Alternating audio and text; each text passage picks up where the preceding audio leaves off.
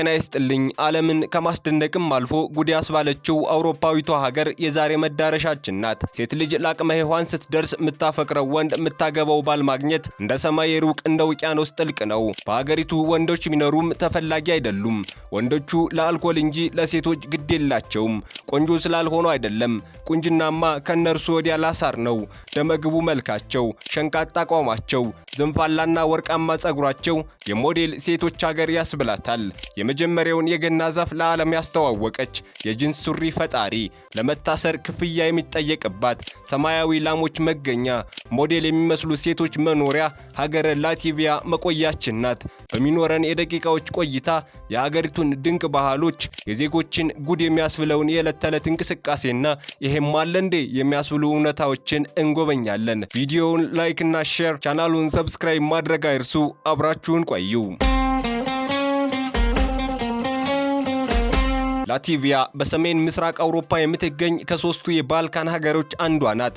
በአጠቃላይ የቆዳ ስፋቷ 64573 ኪሎ ሜትር ሲሆን በሰሜን ኢስቶኒያ፣ በምስራቅ ሩሲያ፣ በደቡብ ምስራቅ ቤላሩስ እንዲሁም በደቡብ ሊቱዌኒያ ያዋስኗታል። የላቲቪያ የህዝብ ቁጥር 1.8 ሚሊዮን ገደማ ሲሆን አብዛኞቹ ሴቶች ናቸው። በኤሮስታት የወጣው የቅርብ ጊዜ አሃዛዊ መረጃ እንደሚያሳየው በላቲቪያ ያለው የሴቶችና የወንዶች ቁጥር ልዩነት ከየትኛውም የአውሮፓ ሀገራት በበለጠ ከፍተኛ ነው። ከማልታ፣ ስዊድን፣ ሉክሰምበርግና ስሎቬኒያ በስተቀር በሁሉም የአውሮፓ ህብረት ሀገራት የሴቶች ቁጥር ከወንዶች ይበልጣል። ከሁሉም ከፍተኛው የጾታ ልዩነት የተመዘገበው በላቲቪያ ሲሆን ይህም የሴቶች ቁጥር ከወንዶች በ15.5 ብልጫ አለው። ከአውሮፓ ህብረት አማካኝ የልዩነት መጠን በ3 እጥፍ ይበልጣል። የላቲቪያ ሴቶች ካፌ ውስጥ ሲገናኙ ከየትኛውም ጉዳይ አስበልጠው የሚያወሩት ስለገጠማቸው የወንድ ጥረት ነው። ሴቶቹ በቁንጅናቸው የታወቁ፣ በአለባበሳቸው የዘነጡ፣ በሚገባ የተማሩ ናቸው። ቁመተ ሎጋዎቹ የላቲቪያ ሴቶች በሀገራቸው ወንዶች ቢኖሩም እንኳን እነርሱን የማግባት ፍላጎት የላቸውም። የላቲቪያ ወንዶች የአልኮል ጠርሙስ ጨብጠው የሚውሉ፣ ሀገሪቱን የሰካራሞች ሀገር እስከ መባል ያደረሱ ጠጪዎች በመሆናቸው ለትዳር ተፈላጊነት የላቸውም። ላቲቪያ ከአውሮፓም ከዓለምም በበለጠ ለምን ይህ አለመመጣጠን አጋጠማት የሚለው የብዙዎች ጥያቄ ነው። የታሪክ ተመራማሪዎች እንደሚሉት በሁለተኛው የዓለም ጦርነት ወቅት ላቲቪያ ከፍተኛ የወንዶች እልቂት አስተናግዳለች። ሀገሪቱ ከሶቪየት ህብረት አገዛዝ ነፃ ለመውጣት ባደረገቻቸው ጦርነቶች በብዛት የሚሳተፉት ወንዶች በመሆናቸው ብዙ ወንዶች እንደሞቱ ይነገራል። ሶቪየት ህብረት ከራሷ እንዳይገነጠሉ በምታደርገው ጥረት ወንዶችን የጥቃት ኢላማ በማድረጓ በርካታ ወንዶችን ላቲቪያ አጥታለች። ያ ብቻ ግን አይደለም። ዛሬም ድረስ በሀገሪቱ የወንዶች የሞት መጠን ከሴቶች በ3 እጥፍ ይበልጣል። ለዚህ ደግሞ ዋነኛው ምክንያት ወንዶቹ ለከፍተኛ የአልኮል ሱሰኝነት፣ የመኪና አደጋና ለጭንቀት ተጋላጭ መሆናቸው ነው። በዚህ ምክንያት የወንዶች የዕድሜ ቆይታ ከሴቶች ያነሰ መሆኑ ዛሬ ላሉበት ችግር እንዲጋለጡ አድርጓቸዋል። በዚህ የወንዶች ጥረት ምክንያት ብዙ ሴቶች የዕለት ተዕለት የቤት ውስጥ ድጋፍ ማግኘት አስቸጋሪ ሆኖባቸው እንደ ባል ለአንድ ሰዓት husband for an hour ያሉ ተግባራዊ መፍትሄዎችን ለመጠቀም ተገደዋል። እንደ ኮማንዳር 24 ያሉ መድረኮች ሴቶች ከባድ ዕቃዎችን ለማንሳት ወይም የቤት ውስጥ ጥገናዎችን ለመስራት ወንዶችን በክፍያ እንዲቀጥሩ ያስችላቸዋል። ይህም የላቲቪያ የህዝብ ቁጥር ስብጥር ማህበራዊ ሚናዎችን እንዴት እየቀየረና አዳዲስ የአገልግሎት ፍላጎቶችን እየፈጠረ መሆኑን ያሳያል። ይህ ሁኔታ በላቲቪያ ሴቶች ላይ ከፍተኛ ጫና ፈጥሯል። የላቲቪያ ሴቶች ብዙዎቹ የተማሩ፣ ስኬታማና ቆንጆ ቢሆኑም የሚመጥናቸውን የትዳር አጋር ለማግኘት ይቸገራሉ። ወንዶች ደግሞ ቁጥራቸው አነስተኛ በመሆኑ ተፈላጊ ነን በሚል ትዕቢት ለሴቶች ያላቸው ክብር ዝቅተኛ መሆኑ ችግሩን አባብሶታል። ላቲቪያ በዓለም ካርታ ላይ ትንሽ ሀገር ብትሆንም ለሰው ልጅ ስልጣኔ ያበረከተቻቸው የፈጠራ ስራዎቿ ግን እጅግ ግዙፍ ናቸው። ዛሬ ሁላችንም የምንለብሰውን የጂንስ ሱሪ የፈጠረው ሰው ላቲቪያዊ ነው። ያዕቆብ ዴቪስ የተባለው ላቲቪያዊ ስደተኛ በአሜሪካ ከሌዊ ስትራውስ ጋር በመሆን የመጀመሪያውን ጠንካራ የጂንስ ሱሪ ለዓለም አበረከተ። ያዕቆብ ዴቪስ በላቲቪያ ሪጋ ከተማ ተወልዶ ወደ አሜሪካ የተሰደደ የልብስ ስፌት ባለሙያ ሲሆን የሱሪ ኪሶች እንዳይቀደዱ በብረት ሪቬት የማጠናከርን ጥበብ በማምጣት የዘመናዊው ጂንስ እውነተኛ አባት ሆኗል። ይህም ፈጠራ ዛሬ በመላው ዓለም የቢሊዮኖች ፋሽን ለመሆን በቅቷል። ከጂንስ በመቀጠል ሌላው ዓለምን ያስደነቀው የላቲቪያ የፈጠራ ውጤት ሚኖክስ የተባለው የመጀመሪያው አነስተኛ የስለላ ካሜራ ነው። በ19 በ1930ዎቹ አጋማሽ ዋልተር ዛፕ የተባለ የሪጋ ተወላጅ በዘመኑ ከነበሩት ካሜራዎች ሁሉ እጅግ በጣም ያነሰችና በእጅ መዳፍ ውስጥ የምትደበቅ ካሜራን ፈጠረ። ይህች ካሜራ በወቅቱ የነበሩ ሰላዮች ምስጢራዊ መረጃዎችንና ሰነዶችን በስውር ፎቶ ለማንሳት የተጠቀሙባት ዋነኛ መሳሪያ ነበረች። የላቲቪያ መሐንዲሶች በጥበባቸውና በጥቃቅን ቁሶች ላይ ባላቸው ክህሎት የዓለምን የስለላ ታሪክ ለዘላለም ቀይረውታል።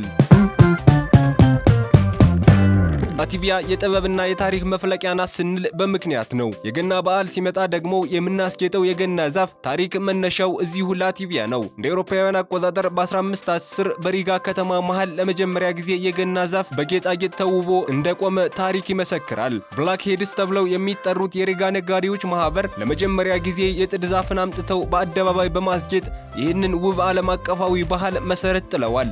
ዛሬ በየቤታችን የምናቆመው የገና ዛፍ ከ500 ዓመታት በፊት በላቲቪያ ከተጀመረው ታሪካዊ ክስተት የመነጨ ነው። እነዚህ ሁሉ ፈጠራዎች ላቲቪያ በሳይንስ በቴክኖሎጂና በባህል ዘርፍ ያላትን ጥልቅ ተሰጥኦ የሚያሳዩ ድንቅ ማስረጃዎች ናቸው።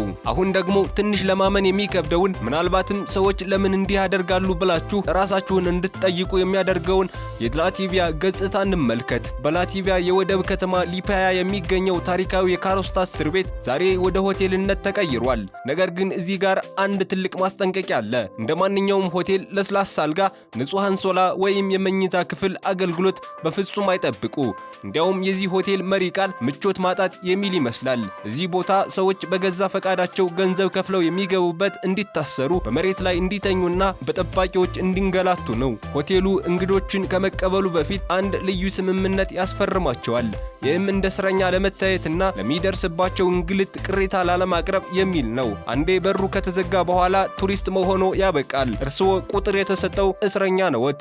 የሆቴሉ ጠባቂዎች ልክ እንደ ቀድሞ የሶቪየት ወታደራዊ መኮንኖች በመልበስ እንግዶችን በጩኸት ያጅቧቸዋል። ቅጣት በመቅጣት እንዲሰሩ ያስዟቸዋል። እንዲሁም በጨለማና በቀዝቃዛ ክፍል ውስጥ ይዘጉባቸዋል። ለመሆኑ ሰዎች እንዲህ ያለ ስቃይ ለመቀበል ለምን ይጋፋሉ የሚለው ጥያቄ በብዙዎቻችሁ አእምሮ ውስጥ እንደሚመላለስ እርግጠኛ ነኝ። ነገሩ እንዲህ ነው።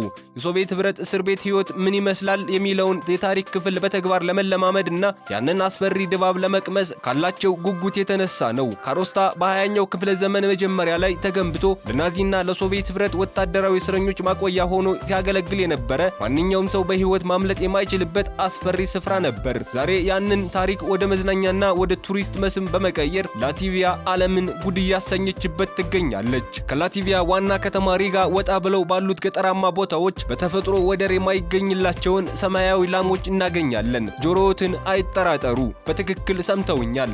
አዎ፣ ላቲቪያ የሰማያዊ ላሞች መገኛ ናት። እነዚህ ላሞች ፈዘዝ ያለ ሰማያዊ ወይም ግራጫ ቀለም ያላቸው ሲሆን በአካል ሲመለከቷቸው ከምድር ፍጡር ይልቅ ተረት የሚመስሉ ናቸው። በጥንታዊ ላቲቪያ ፈታሪኮች እነዚህ ላሞች ከባህር የወጡና የባህር አማልክት ስጦታ እንደሆኑ ተደርገው ይታሰባሉ። በአንድ ወቅት ቁጥራቸው እጅግ ቀንሶ የመጥፋት አደጋ ተጋርጦባቸው የነበረ ቢሆንም ዛሬ ግን እንደ ሀገር ትልቅ ቅርስ ተቆጥረው በጥብቅ ጥበቃ እየተደረገላቸው ይገኛሉ። እነዚህ ላሞች የላቲቪያ ብዝሃ ሕይወት ምልክት ብቻ ሳይሆኑ የሀገሪቱን ሰላማዊ የገጠር ገጽታ ልዩ ውበት የሚሰጡ ድንቆች ናቸው። ወደ ውሃማው ድንቅ ስፍራ ስንሻገር ደግሞ ቬንታስ ሩምባ የተባለውን በአውሮፓ ሰፊው ፏፏቴ እናገኛለን። ይህ ፏፏቴ እንደ ሌሎቹ ታዋቂ ፏፏቴዎች በጣም ረጅም ባይሆንም ስፋቱ ግን እስከ 270 ሜትር ይደርሳል። የሚገርመው ነገር የፏፏቴው ቁመት 2 ሜትር ገደማ ብቻ መሆኑ ነው። በጸደይ ወቅት ወደዚህ ስፍራ ከሄዱ አሳዎች ፏፏቴውን ዘለው ለማለፍ ሲሞክሩ የሚታይበት ትዕይንት ለአይን እጅግ የሚማርክ ነው። ይህ ስፍራ ተፈጥሮ ምን ያህል ሚዛናዊና ውብ እንደሆነች የሚያሳይ የላቲቪያ ኩራት ነው። ላቲቪያ በተፈጥሮ ብቻ ሳይሆን በዘመናዊው የቴክኖሎጂ ዓለምም ስሟ ገዝፎ የሚጠራ ሀገር ናት። በተለይም በኢንተርኔት ፍጥነት ረገድ ላቲቪያ በዓለም ላይ ካሉ ቀዳሚ ሀገራት አንዷ መሆኗ ብዙዎችን ያስደንቃል። የሀገሪቱ የፋይበር ኮፕቲክ መሰረተ ልማት እጅግ የላቀ በመሆኑ ዜጎችና የውጭ ሀገር ጎብኚዎች በጣም ፈጣንና አስተማማኝ የኢንተርኔት አገልግሎት ያገኛሉ።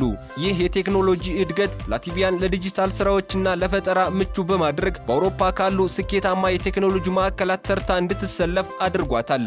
በመጨረሻም ትንሽ ለየት ያለና ልብ የሚነካ እንግዳ ስፍራ ልውሰዳችሁ። ላቲቪያ ውስጥ ሲቲ የተባለ እጅግ አስደናቂ የእንስሳት መቃብር ቦታ ይገኛል። ይህ ቦታ ሰዎች ለእንስሳቶቻቸው ያላቸውን ጥልቅ ፍቅርና ክብር የሚያሳይ ነው።